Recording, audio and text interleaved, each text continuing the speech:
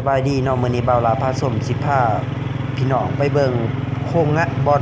ผลิตพลอยการเผาเนาะไปเบิ่งนํกันเลยพี่น้องเนาะตอนนี้เฮาอยู่ที่ทางเขาเนาะฮอดทางแวนบอนเพิ่นเฮ็ดแล้วเนาะเฮาก็ขี่รถเข้ามาเนาะเพราะว่ามื้อนี้เฮาบ่ได้นัดกับเพิ่นเนาะมาสิขออนุญาตนำเพิ่นจักเสียงถ่ายหรือไม่ถ่ายเนาะบัดนี้เฮาก็เข้ามาเลยเนาะเพิ่นว่าให้ถ่ายตัวนี้แม่นขั้นตอนทำอิฐแม่นการตัดแต่นั้นล่ำมันก่อนเนาะตัดไม่จับมันน่ะเนาะ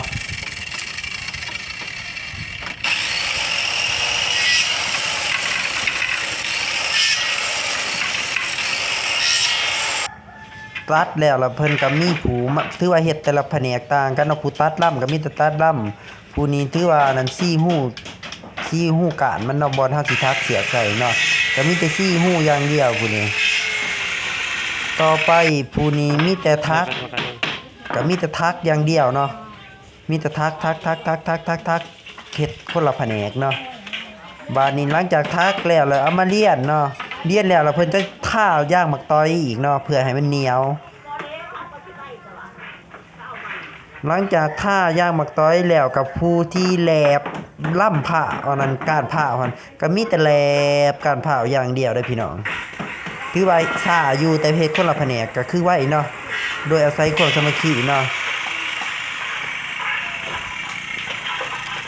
หลังจากผ่านขั้นตอนทุกขั้นตอนแล้วเนาะถือว่าพร้อมใส่เนาะนี่ก็คืออันนั้นการเผาเนาะที่เพิ่นเอามาเฮ็ดพลอยเนาะ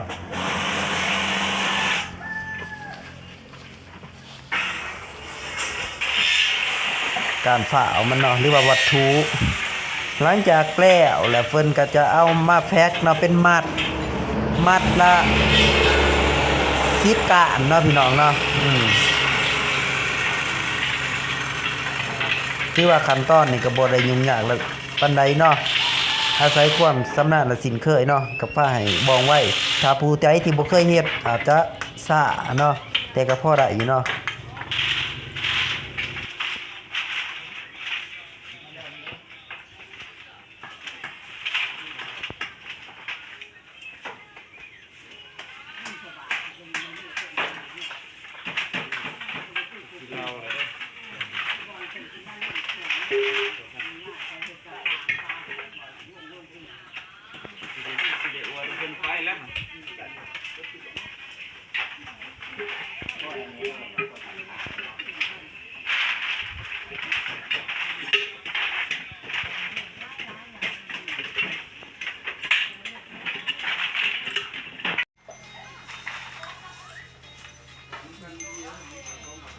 ตัวนี้ยังสีท่าน่ะยังมาต่อยบ่นะแล้วนี่อะไรคือสีท่าหน่อยหนึ่งมัดหนึ่งจักราน10 บ่